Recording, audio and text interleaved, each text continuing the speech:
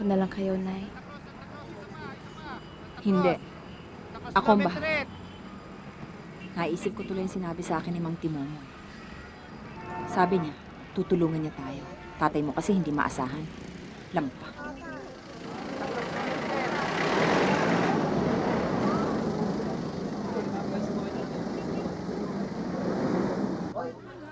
Nang magunaw ang mundo, magsipagbalik loob na kayo sa akin. Pagsisihan niyo na ang inyong mga kasalanan. Mahal na Birhen, tawarin niyo po ako sa aking mga kasalanan. Hindi na po ako uulit.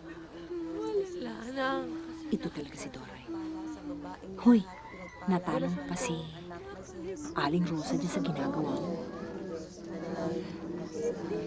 Hindi ka ba naniniwala?